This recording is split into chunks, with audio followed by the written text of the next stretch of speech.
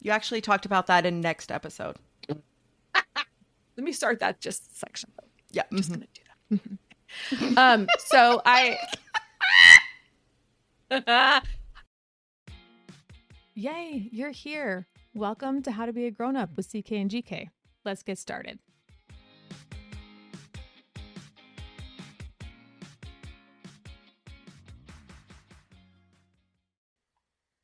Hello.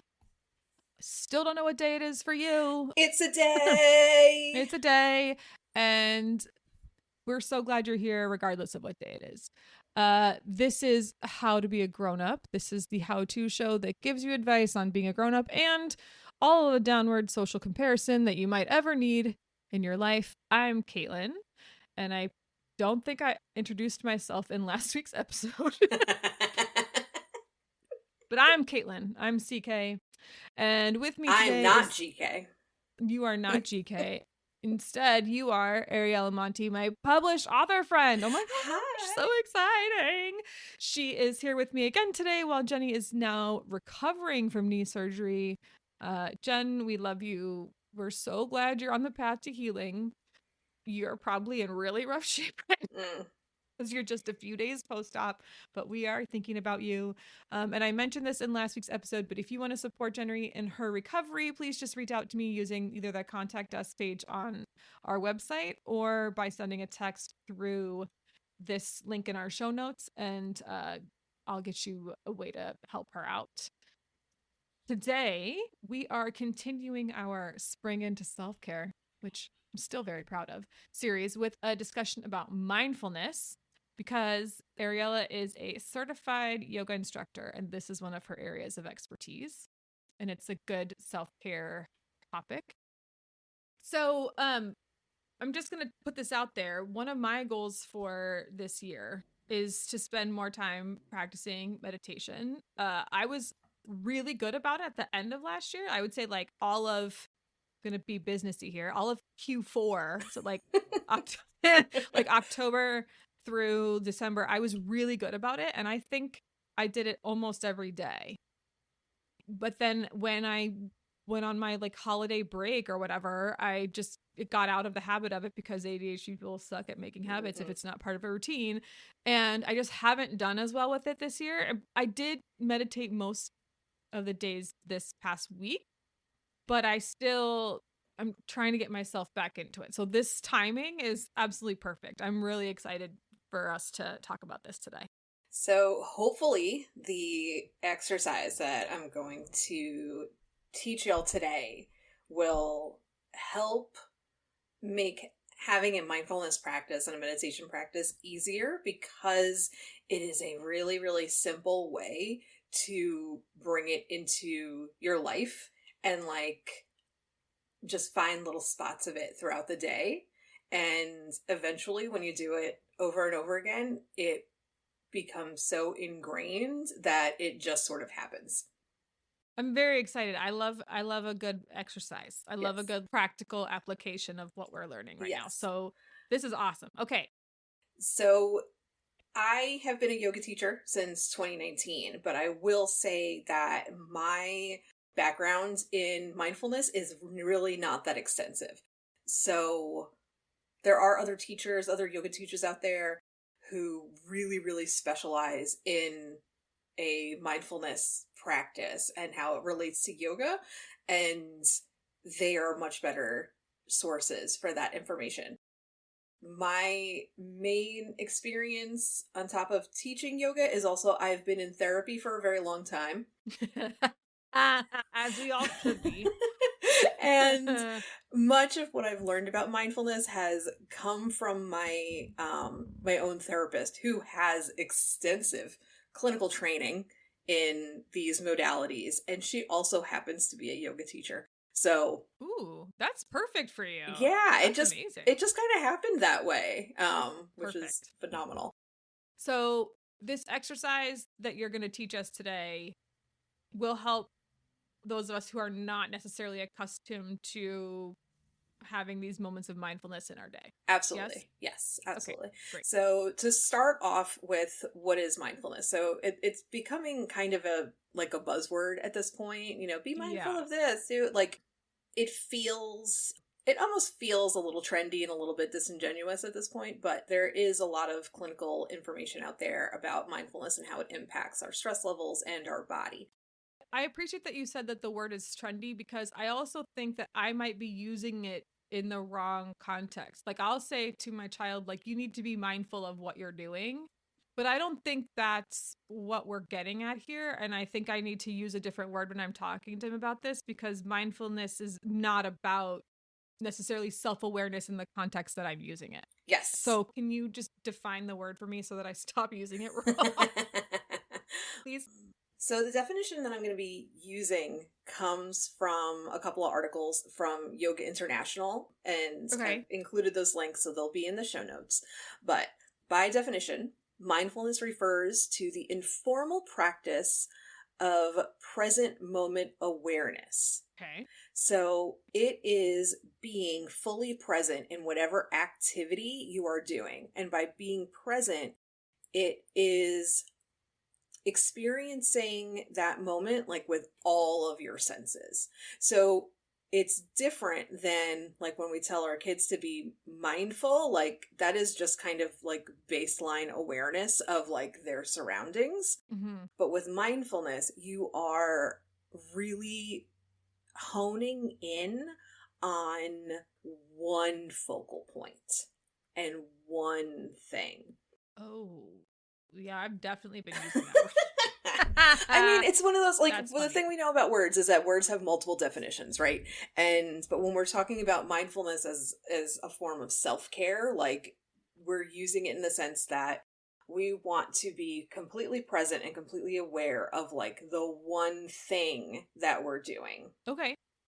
And having this awareness and learning how to focus on this one thing, it helps us tune out everything else that's going on so that we can tune in to what our body is telling us, what our mind is telling us. It also helps us tune into our surroundings. This is interesting. I feel like this could be really good for someone who experiences panic attacks Mhm. or those states of overwhelm. Mm-hmm. This could be really helpful for people like that. It's very similar to that panic attack, that activity that when people are having a panic attack where they focus on like something you can see, something you can hear, something you can smell. It's Yeah. very, that would be an example of a mindfulness practice.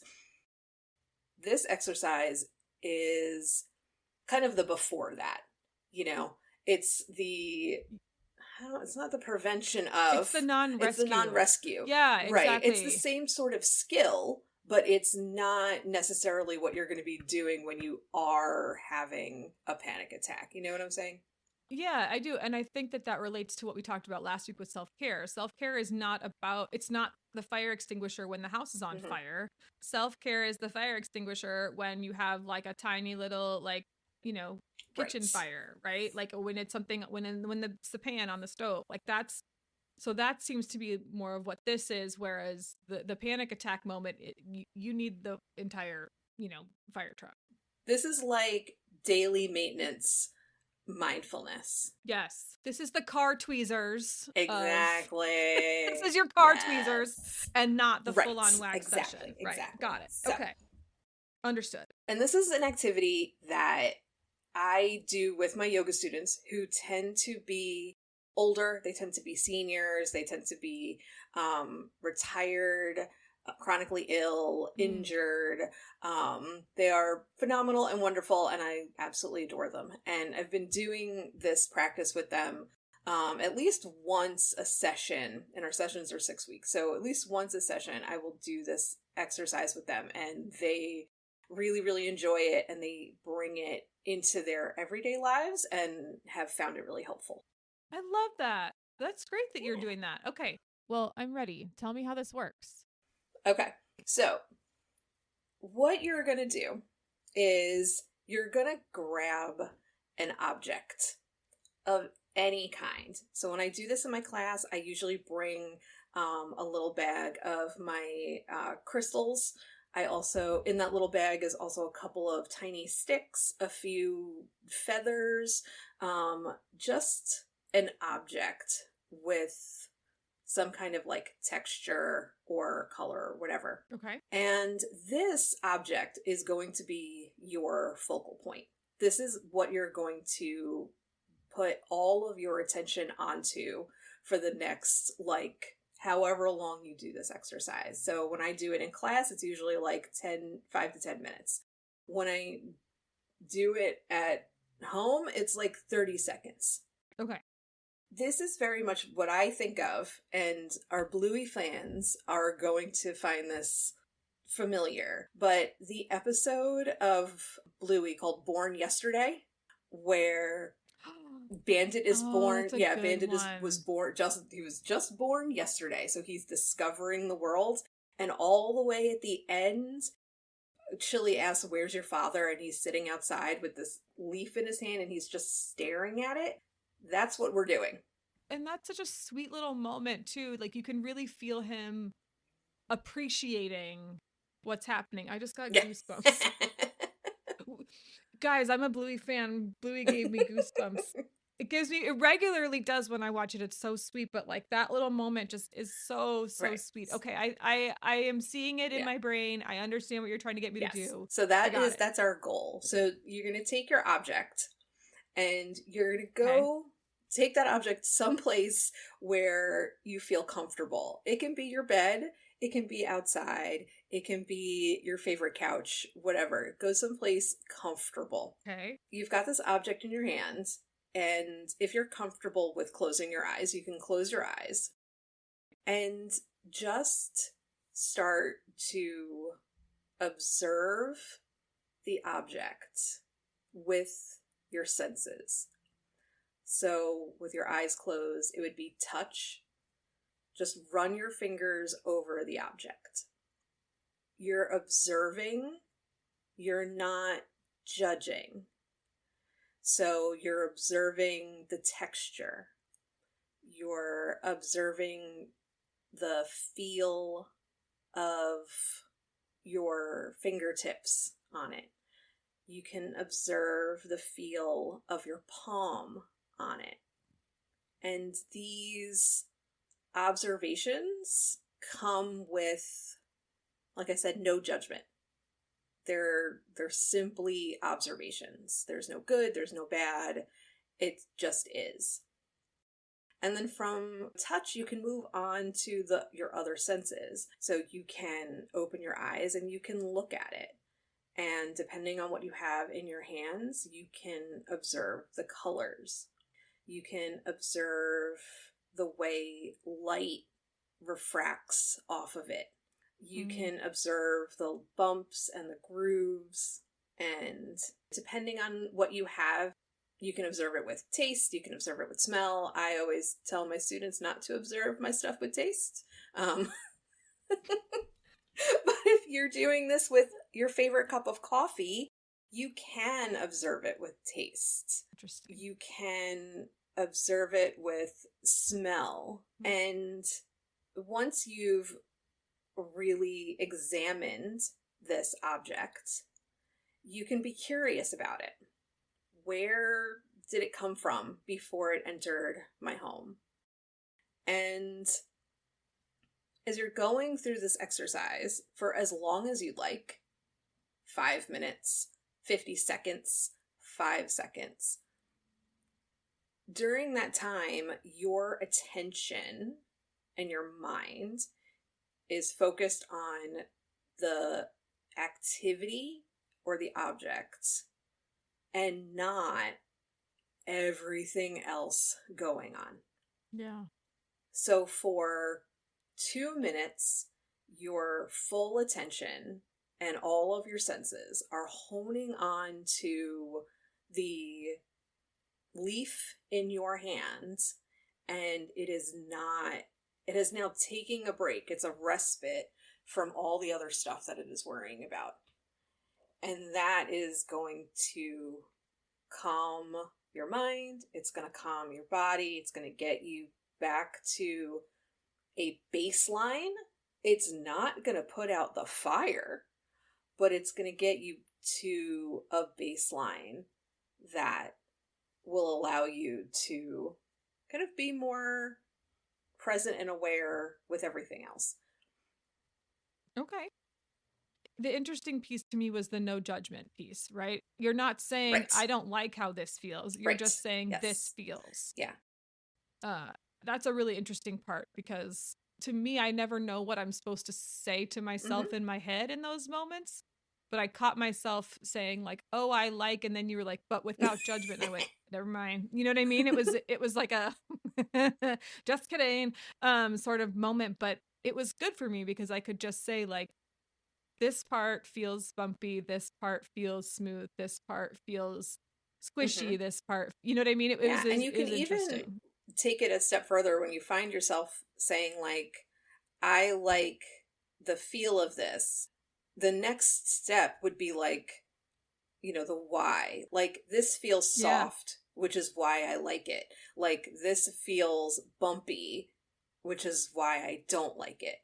And so you're just kind of taking that next step. Even the liking or the not liking is not necessarily judgment, but like that part is, but the observation isn't. So it's allowing you to kind of hone in on why you're feeling the way you do, which is something like that, us ADHDers have a really hard time with. That's a marker of ADHD, is not being able to describe our feelings, our emotions. Like, I don't know why a thing bothers me. It just feels icky in my body, but I can hone in on the ickiness that I'm feeling. Mm-hmm. Yeah.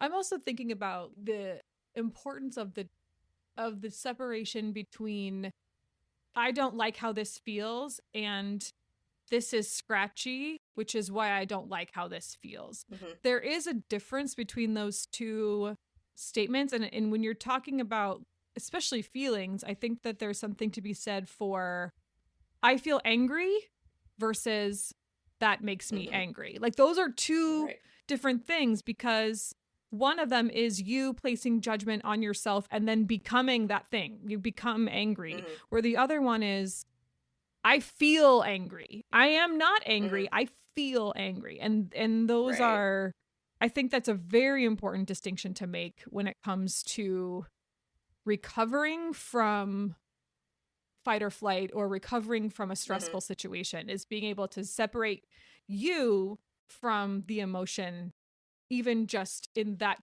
tiny way. So I think if the practice that we did where you have an object in front of you starts to help you make that distinction between the emotion consuming you being the emotion versus an object making you feel an emotion, that's a big connection to be able to get to at some point. So it seems to me that this is an anchor, an object of focus to help me make the distinction between what I am feeling and what is actually happening.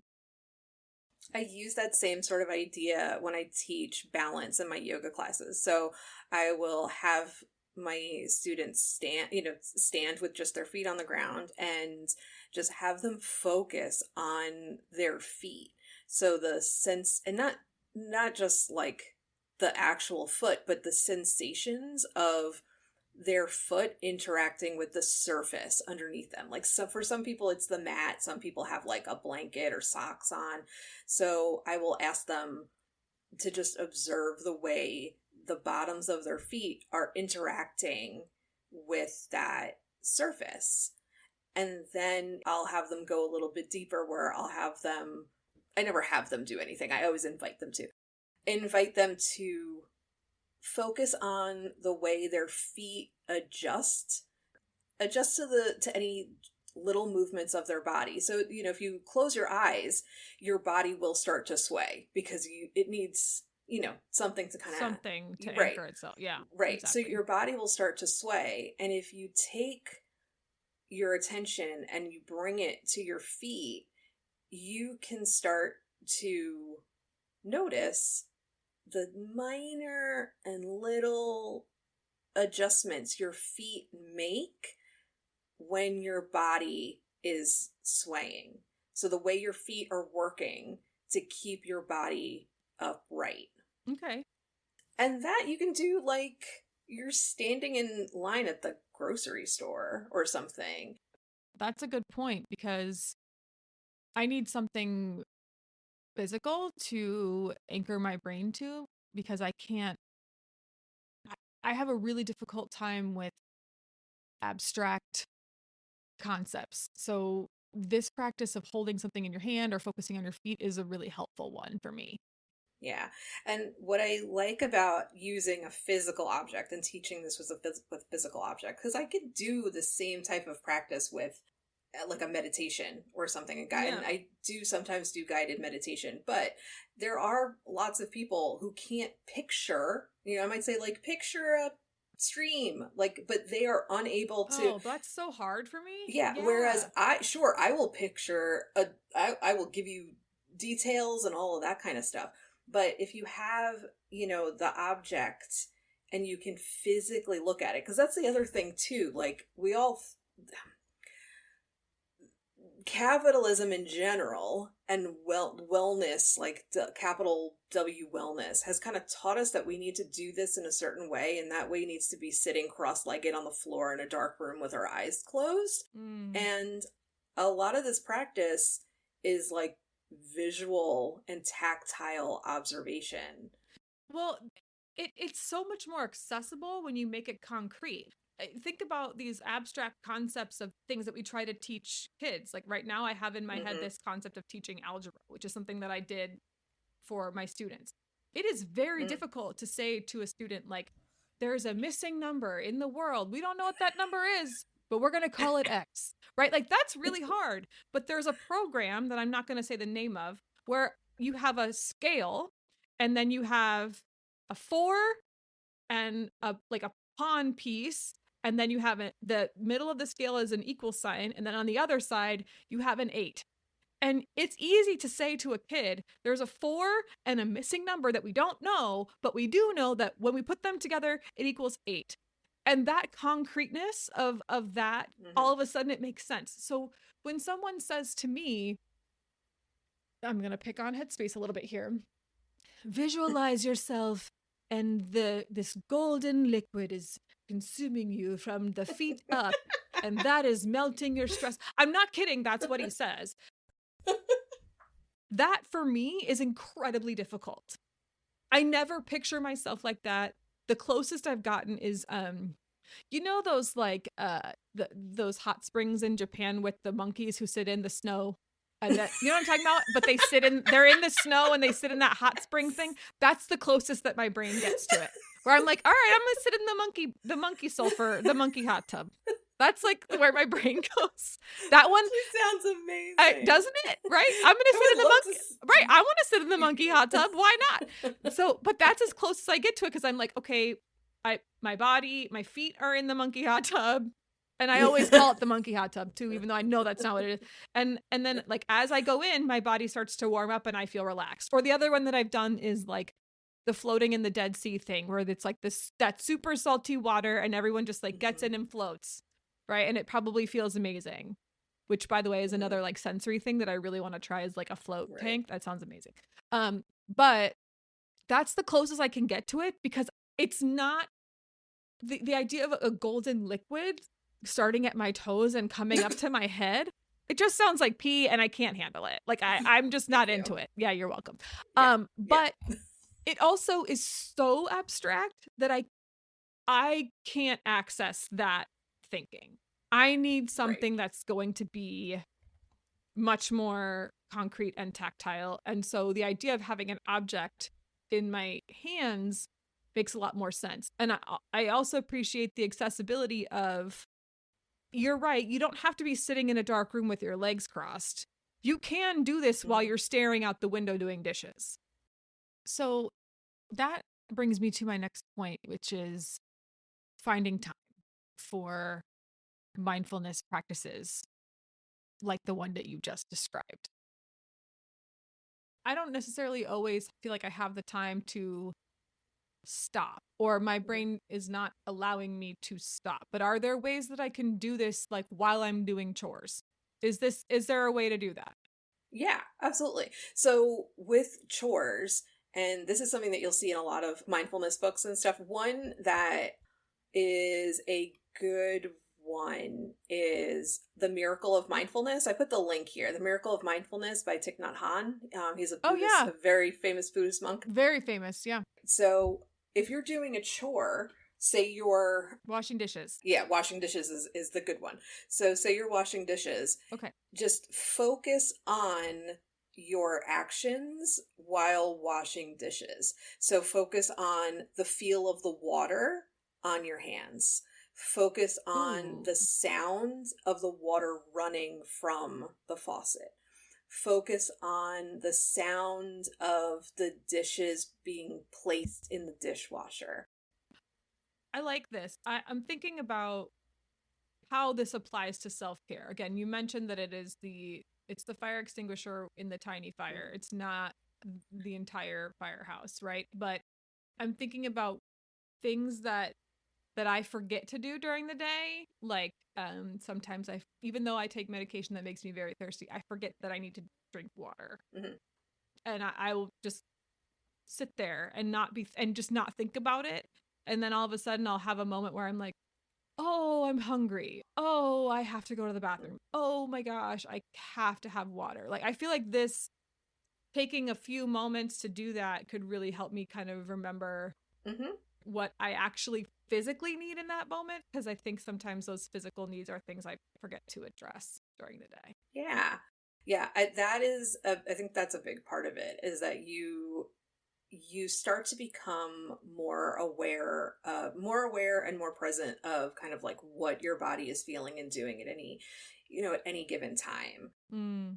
It starts to take your body and your nervous system out of constant fight or flight. Mm. Or at least it takes that baseline, because like I don't think we could ever, and this is what I tell my students all the time when we talk about meditation and the idea of like clearing your mind and like all that stuff. I tell them like That doesn't exist for me. it doesn't exist in our society. Like it's not going to happen. But you can practice focusing on the one thing, and there is science that does start to bring down our baseline fight or flight sympathetic nervous system. Yeah. It like if you're existing at an 8, it's not going to take you to a 0, but maybe with time it takes you to a 6. Yeah. Yeah. And if your baseline comes down to like a 6 from an 8, That's a big that could mean improvement. a lot. Yeah, that's a big improvement. Yeah. Okay, so you've given us a mini walkthrough of how this works.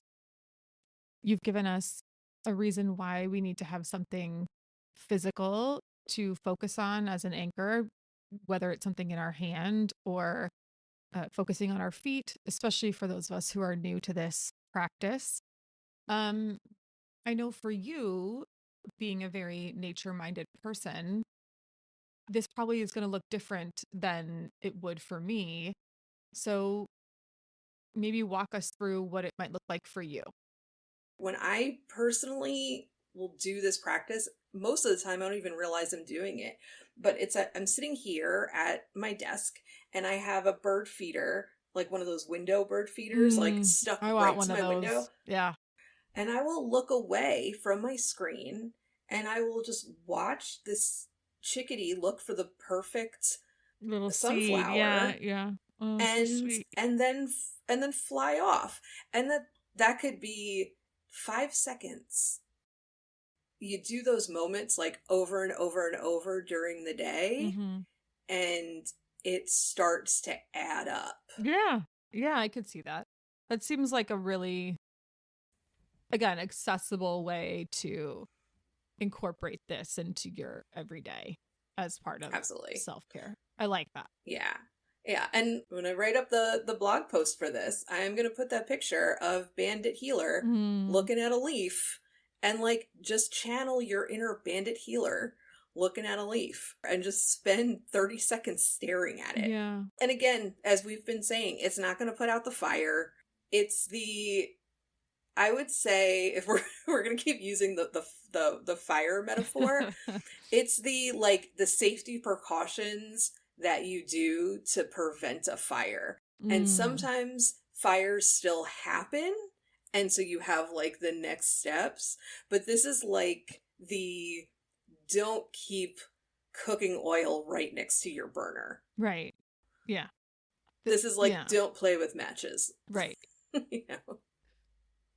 Okay, so all of this information is really helpful. I think it'd be really effective if people have an opportunity to try kind of what you're talking about here. So what we're going to do is Ariella is going to guide you through a meditation at the end of this episode. So if you'd like to stick around and practice this as she would with her students, stick around to the end of the episode and she will walk you through one of these guided mindfulness sessions, and you can determine sort of how well it works for you, see how you feel, and then there'll be some other resources that you can try in our show notes for additional guided meditation. And if you live in the area where Ariella teaches yoga, you can go join her class and try it there too. Okay. We will be right back. For links to resources mentioned in this episode, head on over to ckandgkpodcast.com/blog to find everything you need. And be sure to follow us on social media. Head over to your favorite social media network and find us at CK&GK Podcast. And now, back to the show. Now we're back, and we have obsessions and gems to discuss. So I'd like to hear what your obsession is, please. And thank you. My obsession is adding a little bit of whimsy to my life. Nice. And I am doing that by making these. Tell me what that is. It is adorable. Okay. I don't know what it is, but I love it. Okay.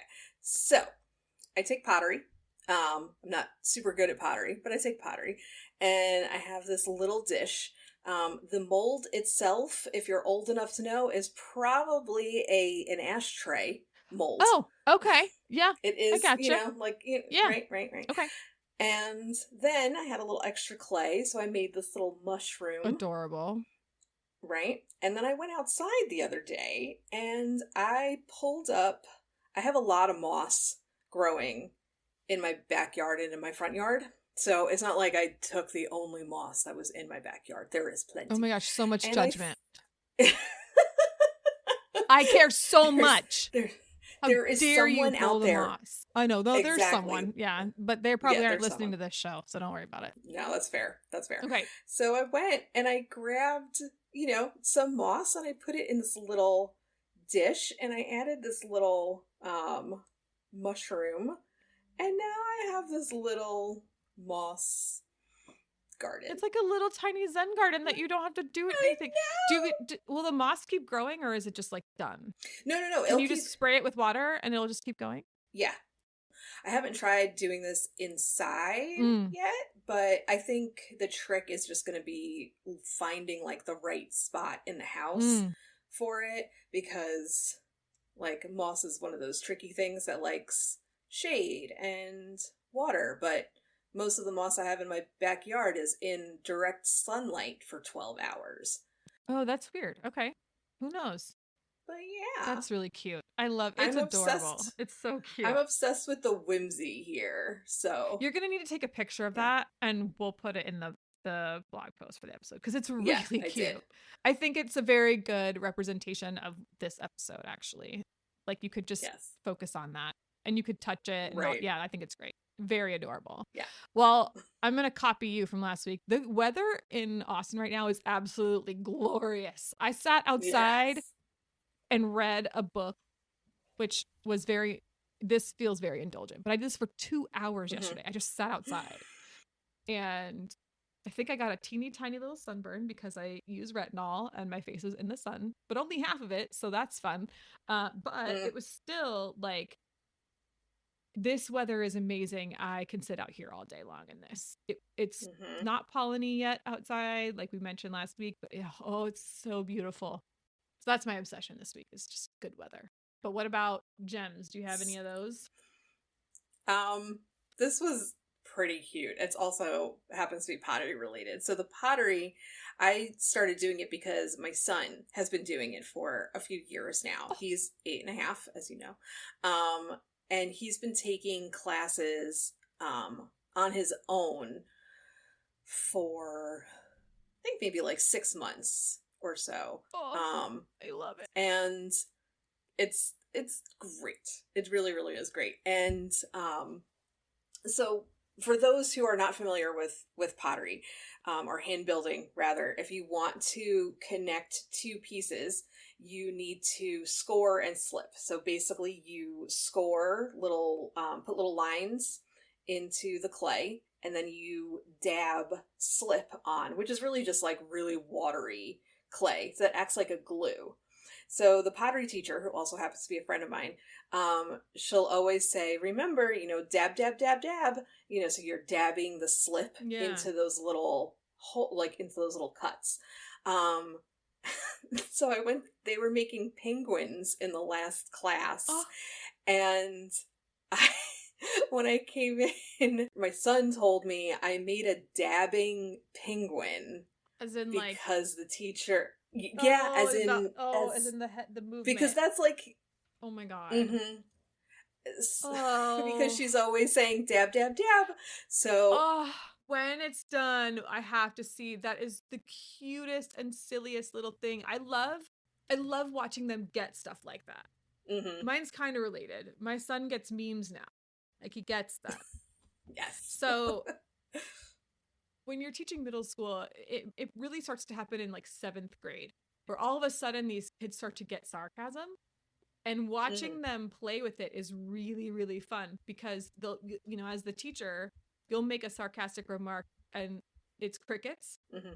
But then like all of a sudden, like October, as the kids, usually right around they turn 13. So as the kids start to turn 13 throughout the year, all of a sudden you'll get a snicker that comes out from your one sarcastic remark. It's the best feeling when you're like, yes, you get my joke. So it feels so good. So that's how this feels with my son getting memes. So one of the brands that I used to work with is a system for issuing passes from one classroom to another. And we came up with the idea of having memes be a part of the marketing strategy, because educators love them. There was a whole thing that went around a few years ago where teachers were using them as a way to establish class rules, because the kids were glomming onto it and they thought it was funny. And at one point, I think I had my own kids make some about how we did rules, because it was just fun. Well, I kept the one that I'm the most proud of that I made for this brand when I went to an event that I worked at for them. And this is the meme. Okay. It's Kevin Hart doing the head, excuse me, look. And the meme says, when my student says they, quote, got lost coming back from the restroom and it's April. Okay. I'm sorry, what? So this was on my desk, and my son comes in and he's like, this is a meme. This is a meme. And I was like, yeah. And he goes, I understand this. And I was like, do you? And he was like, yeah, because who's getting lost in April? And I was like, yes, that's what makes it funny, because of course they didn't get lost. And he's like, yeah, that's ridiculous, but that's a funny meme, Mom. I like that.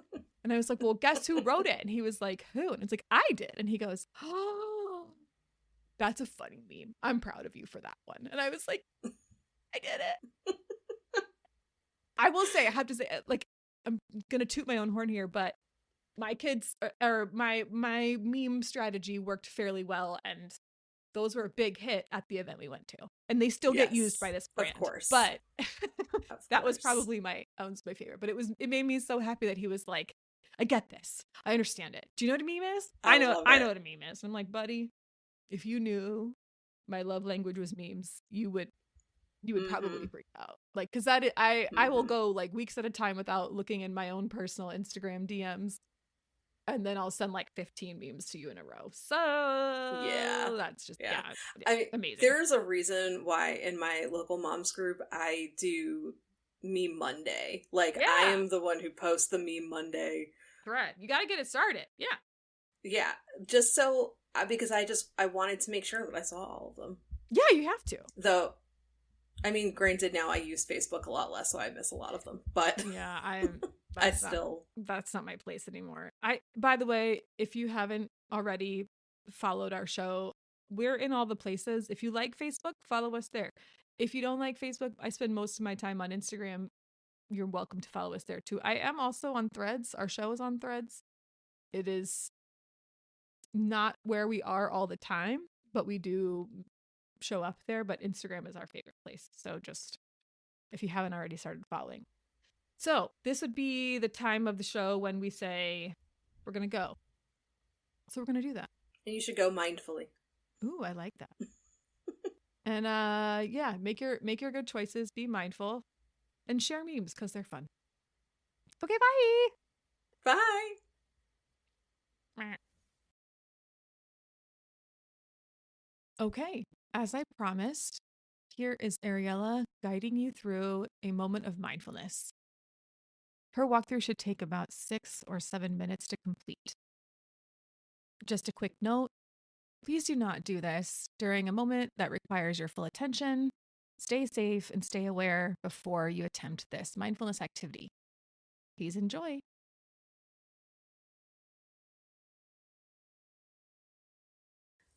Before we get started, I invite you to grab an object. It can be something small, something meaningful, or something completely inconsequential. When I do this exercise with my yoga students, I usually have some rocks or leaves or a stick.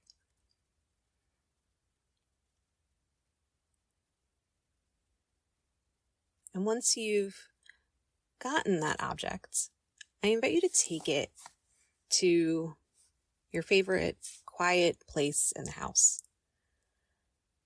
It can be your bed, it can be your porch, it can be your closet, like I'm sitting in right now.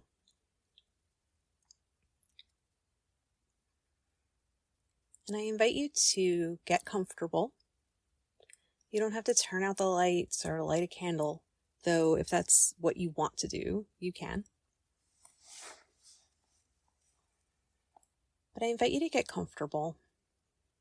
Settle in, maybe wiggle around, get any extra energy out. And I invite you to hold that object in your hand. And if you're comfortable closing your eyes, I invite you to start there.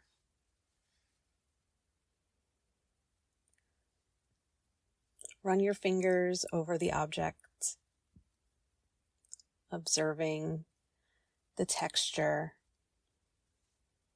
the edges. Is it hard or soft? Smooth or rough?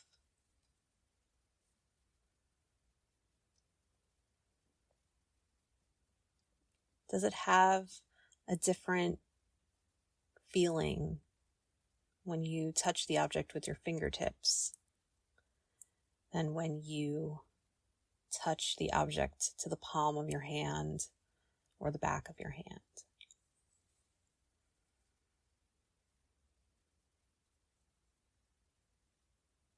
Take a few moments to use your sense of touch to explore this object. And anytime your mind starts to wander,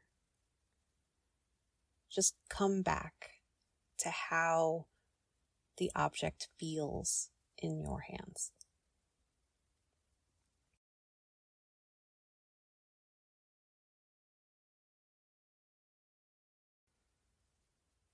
If you'd like, you can open up your eyes and you can observe the object with your sense of sight. Observe the colors, Observe the texture. Observe how light interacts with the object. Does it shine? Does it sparkle? Or is it dull?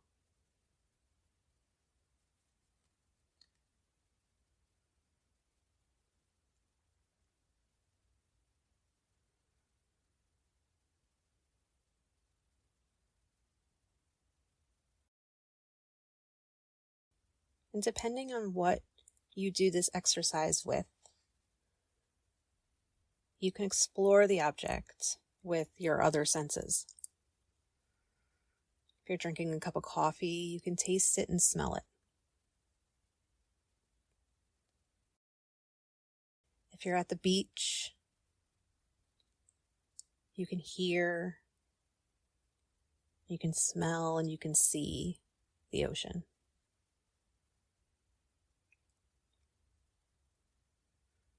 The point of this exercise is to allow that object, or even a sound,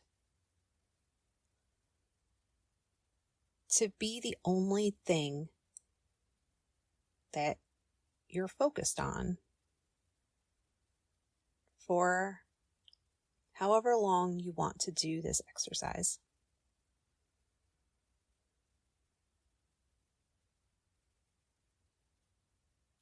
You can do it for 5 seconds. You can do it for 5 minutes. You can do it before you go to bed. You can do it before you wake up in the morning. Or you can do it in the middle of your workday when you look out the window and see a bird at a bird feeder.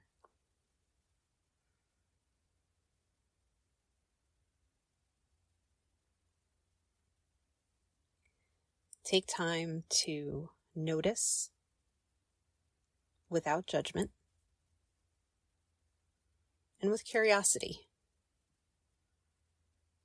Like Bandit Healer, when he was born yesterday.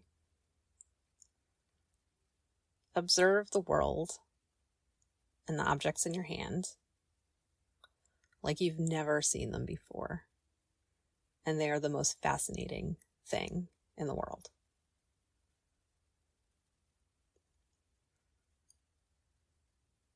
And hopefully, with time, this practice will get easier. And it's something that you'll do without even thinking about.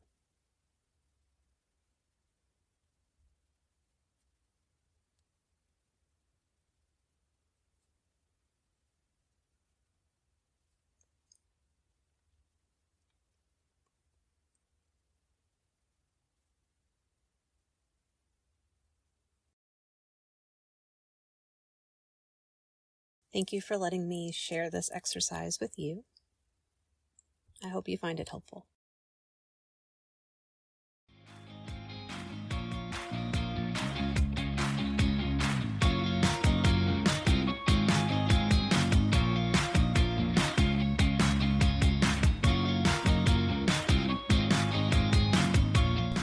Hey friends, thanks for listening to the CK and GK podcast. Find us at CK and GK podcast on Instagram and Twitter, and rate, review, and subscribe on Apple Podcasts, Spotify, Good Pods, or anywhere else that you pod. See you next time.